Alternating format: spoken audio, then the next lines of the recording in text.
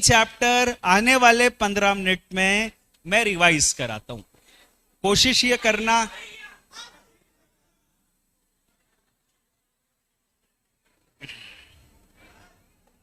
कोशिश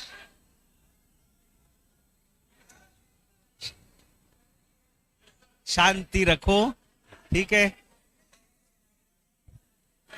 सहिष्णुता का भाव रखो, ठीक है। अब ऐसा है कि first chapter I will start with is the chapter of clubbing.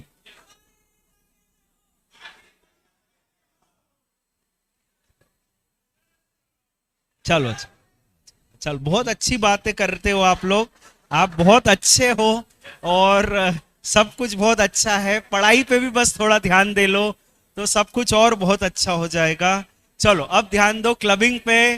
Clubbing में 8 प्रोविजंस थे। Let us quickly recapitulate the entire provisions. Clubbing provision number 1, asset not transferred, income transferred. Clubbing applies, income will be clubbed in the hands of transferor.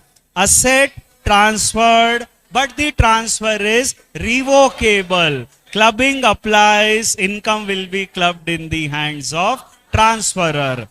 Asset transferred to spouse without adequate consideration, not under agreement to live apart. Clubbing applies, income will be clubbed in the hands of transferor. Exception: adequate consideration, agreement to live apart. The relation between husband wife does not exist at the time of transfer of asset or at the time of earning of income.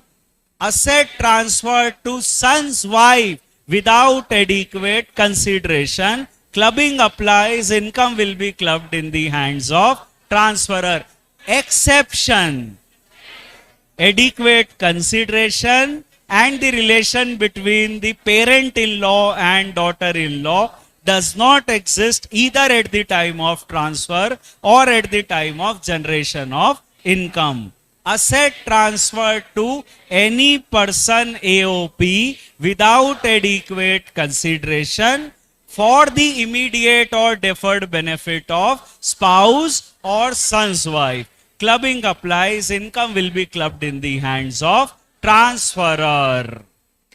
Individual asset transferred to HUF without adequate consideration. Clubbing applies, income will be clubbed in the hands of transferor. Subsequently, on the partition of HUF, if the asset is transferred to the spouse of the original transferor, clubbing will continue in the hands of original transferor.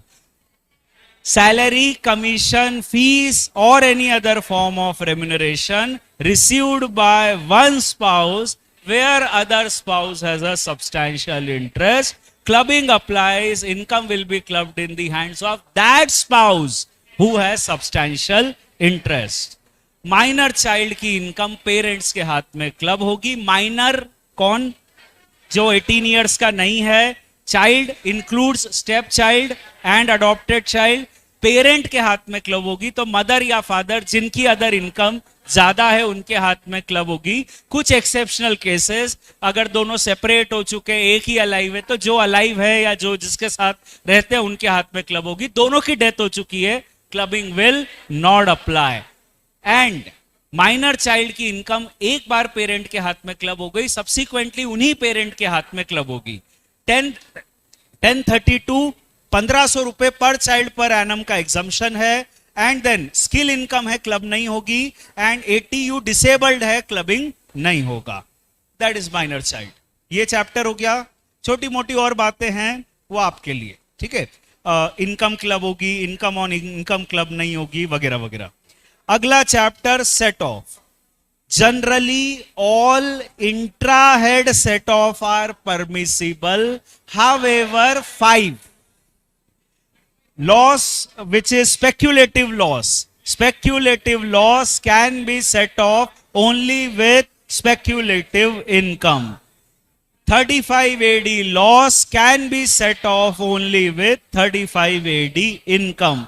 Long-term capital loss can be set off only with long-term capital gains. Losses from owning, maintaining race horses can be set off only against winnings from horse races. And fifth, lottery income, lottery loss से कोई और set off नहीं होगा.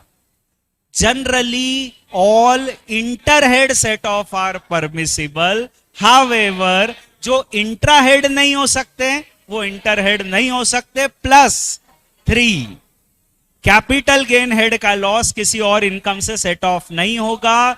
House property loss दूसरे head से set off होगा up to ₹2 lakhs only. And business loss salary से set off नहीं होगा. Generally, loss of 1 year cannot be carried forward to subsequent year. However, following losses can be carried forward. House property loss can be carried forward for 8 years. It can be set off only against same income in the subsequent years, even if the return is not filed up to the due date of the original year. Non-speculative business loss can be carried forward for 8 years. It can be set off only against business income in the subsequent years, but the return of the original year is required to be filed up to due date. Speculative business loss can be carried forward for 4 years. It can be set off only against speculative income. Return of the original year shall be filed in time. 35 AD loss can be carried forward for unlimited years. It can be set off only against 35 AD income. Return of the original year shall be filed in time. Unabsorbed depreciation, unabsorbed family planning expenditure, unabsorbed scientific research capital expenditure. It can be carried forward for unlimited years. It can be set off with any income except salary in the subsequent year, even if the return of the original year is not filed up to the due date. Capital gain loss can be carried forward for 8 years. It can be set off only against capital gains in that. Further, long-term loss can be set off only against long-term capital gains. Return of the original year shall be filed up to the due date of filing of return. And losses from owning, maintaining race horses can be carried forward only for 4 years. It can be set off only against winnings from horse races, but it can be done only if the return of the original year was filed up to the due date of filing of return. 94(1). It says, if 3 conditions are satisfied, clubbing will apply. Record date के कुछ दिन पहले मैंने securities को transfer किया. Record date के कुछ दिन बाद मैंने उनको री-एक्वायर किया. इसका इफेक्ट ये हुआ कि रिकॉर्ड डेट पर इंटरेस्ट किसी और को डाइवर्ट हो गया. अगर ये तीनों कंडीशन फुलफिल होती है, clubbing will apply and income for the period I was the owner, income will be clubbed in my hands. 94(2). अगर मेरे पास कोई सिक्योरिटी है, उसमें मैंने कोई ऐसा ट्रांजैक्शन किया जिसका नेट इफेक्ट ये है that the income is diverted in the hands of another person, clubbing will apply and the income for the period I was the owner will be clubbed in my hands. 94, 1 and 2 में I can always argue कि मैंने कोई tax planning नहीं की है, and if I prove कि मैंने कोई प्लानिंग नहीं की है तो clubbing will not apply. 94(7) dividend striping.